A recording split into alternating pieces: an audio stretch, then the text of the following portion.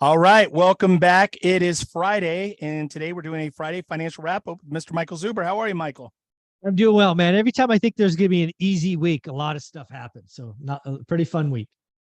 Very fun, very interesting week. Let's get into it. What happened with mortgage rates this week? Yeah. I mean, this is amazing, right? So again, we just had rates over 7%, right? Seemingly a month ago. And we just had our fourth week in a row of declining mortgage rates. And this is a really interesting time because we have less inventory now than we had before. We now have interest rates no longer at 7.3. The average is 6.41. And I have multiple people on my channel leaving comments just locked in at 5.9, just locked in at 5.8, just got a 5.77. So again, the average may be 6.41, but there are people getting deals under 6. Why is that important? I believe there's a psychological barrier at 6%. We have been above 6 for quite a while now. And instead of people going, I won't pay 6 because I used to pay 3, now people are saying, wow, I can use 5 and I'm not getting 7.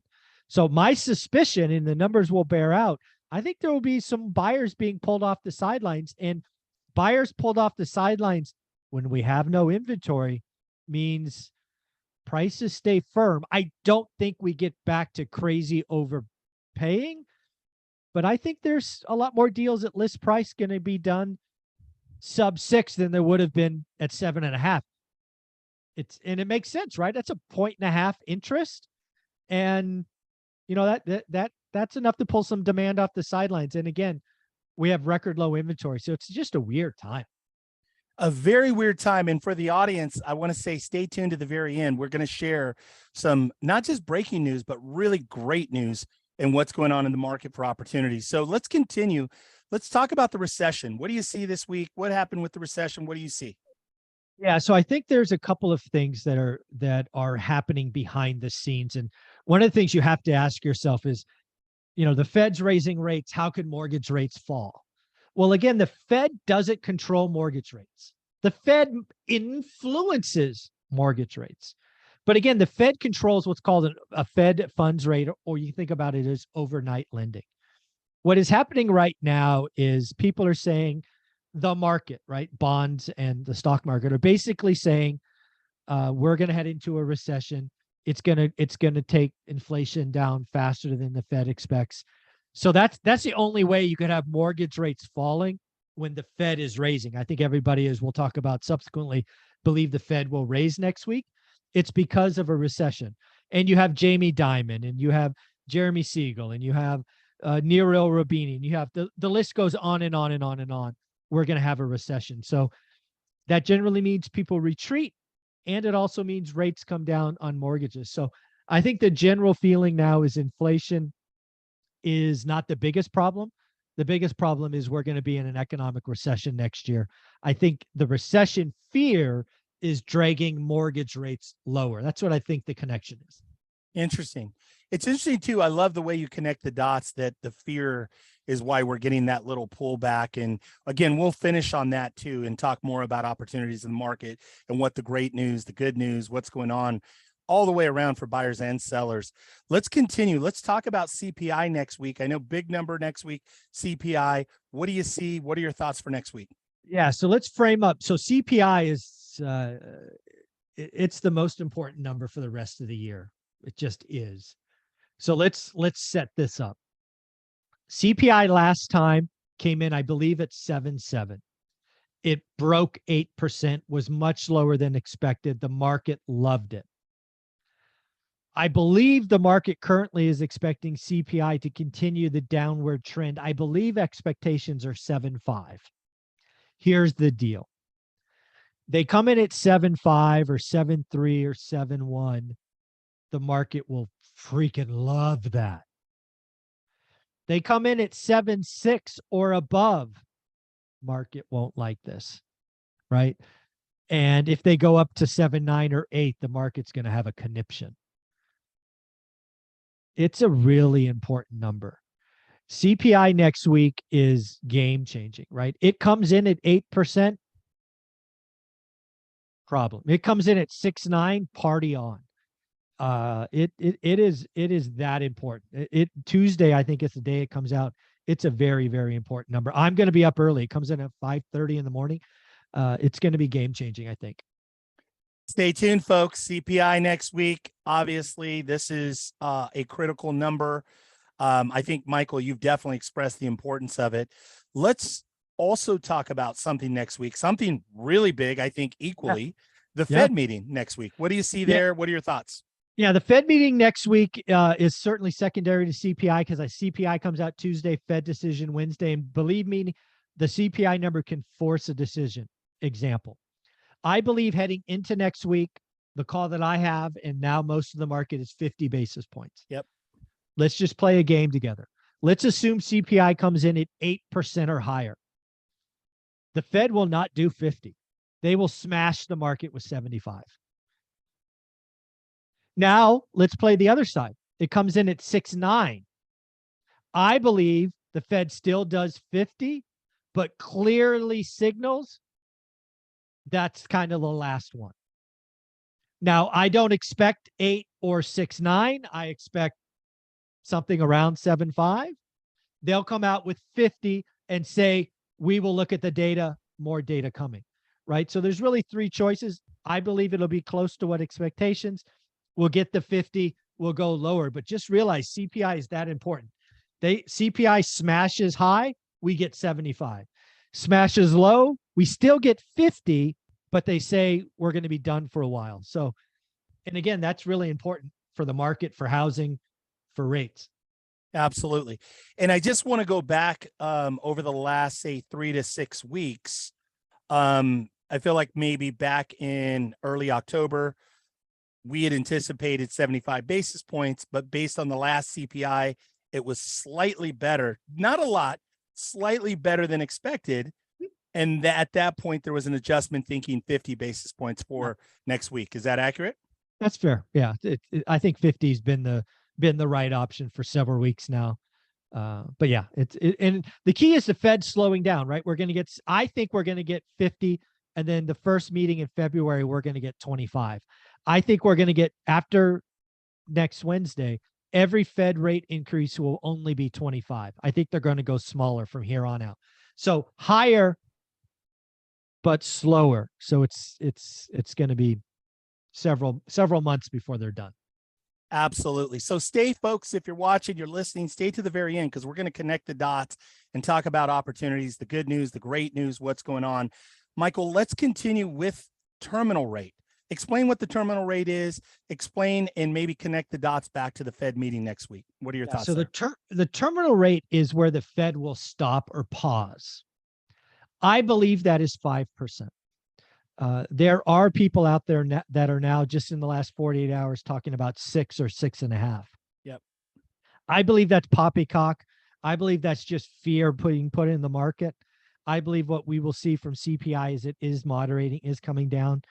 But to be clear, if we do end up going to a 6 or 6.5 terminal rate, mortgage rates will go higher. They just will. But if they do terminal rate to 5 or 4.75 or even 5.25, is kind of that range, I think we see mortgage rates fall next year. Because again, I think people are going to say inflation is falling, recession is happening, which will mean mortgage rates come down. So the terminal rate's a big deal. And again, it all anchors on CPI. CPI comes in at 8, way above expectations. That means terminal rate has to go higher. Inflation or CPI on Tuesday comes in sub 7. It means terminal rate may not be as high. CPI on Tuesday is a big, big, big deal. CPI next Tuesday. We're going to keep an eye out for it. So let's also talk about terminal rate again for the last several, let's say again, the last 4 to 6 weeks. You've been calling for probably terminal rate to be at about 5%. Now, even I've heard a tone, maybe even slightly better than 5%, maybe slightly lower. If you were going to give me the over under of 5, I would take the under. That is correct. You are interpreting my body language and words correctly. Yes. Okay. Super. So stay tuned. Let's finish on a great note. Let's finish with the good news. Let's talk about recent deals. Share with folks what you've been doing lately in Fresno, California. Yeah. So again, folks, I live by what I talk about in this channel. So you heard me a couple of weeks ago talk about the best metric I read in a long time, which was basically only 13% of buyers think it's a good time to buy, which I translate to 87% are sitting on the sidelines. So I started writing offers on market deals, and I closed one already. The flip will be listed next Monday. People can see walkthrough videos on my channel. I just closed my second purchase yesterday, and my team will be out there Monday doing work. So again, out of the MLS, one rental at a time. They're out there. Deals are to be had. Do the work, figure out average, only write offers that make it a great deal. And I just love proving that what I talk about works. So I got my second deal in 6 weeks. Why is that important? Because it is a great deal, right? Any idiot can get a deal. I got great deals out of the MLS. And most importantly, it'd been 3 years, Ty, 3 years since I got a deal out of the MLS. So I'm excited for it. So should be fun. I love it. And I'll connect the dots a little bit. So looking at what's going on, again, we started off with mortgage rates. We talked about CPI in the Fed meeting next week, how critical CPI is. We're anticipating 50 basis points, but again, everything hinges on that CPI number. I can tell you firsthand, as an active real estate broker with listings, talking with realtors, talking with agents, I've definitely noticed an uptick. And so we are starting to see activity, multiple offers on mediocre properties, which is interesting. Reminds me of the summer, reminds me of the spring. But again, driven by low inventory, also the fact that we had an improvement in rates. Michael, is that pretty accurate for what your point of view? Absolutely. So again, one of the things that I have believed and said, so I have receipts, is I think 6% is the number, right? You go 5, 8, 5, 9, people come off the sidelines and buy. And that's what we're seeing right now. And again, you do that in an environment with no inventory, prices firm up. Now, I am not calling for 50K, 70K over. That's not coming back. That's idiotic. But people will pay list price. And that's coming back. And I will know on Monday. I list a property again. It'll be Monday or Tuesday. In the worst time of year. This is a week before Christmas. So we'll see. We'll see if I get an offer. We're going to list it at 309. I bought it for 181. We'll see. I'm going to call for a strong activity, and I'm going to say very probable multiple offers, just based on low inventory. But it's interesting. And the good news, again, for realtors, for real estate lenders, professionals, people, if you make your bread and butter, your day job is in fact real estate as an agent, broker, realtor, lender.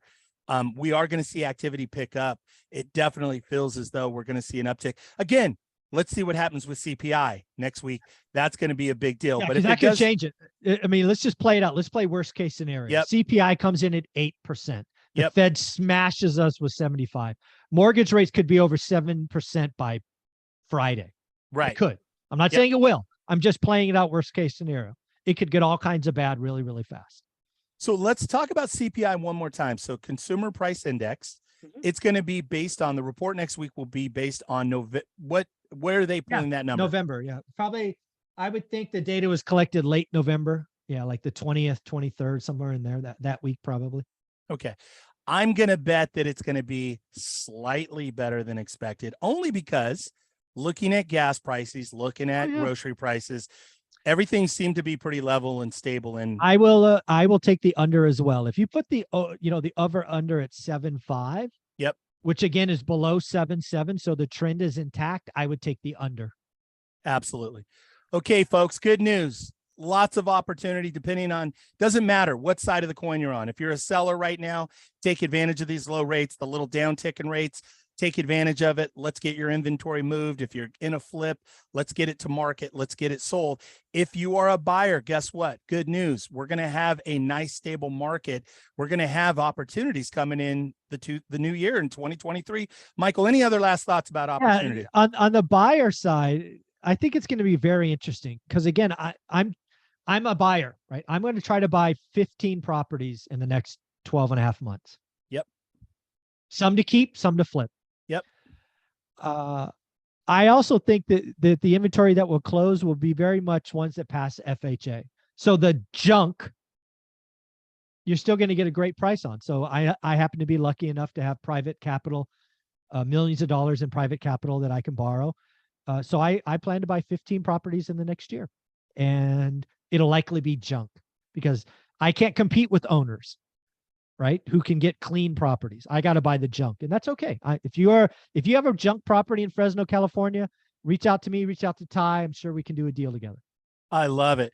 Folks, thank you for watching. Michael, can you take your right hand and point up like this and just, yeah, subscribe, folks. One rental at a time. Subscribe, subscribe, subscribe. Thank you so much, Michael, for all that you share and do. Have a great weekend, everybody. Thank you.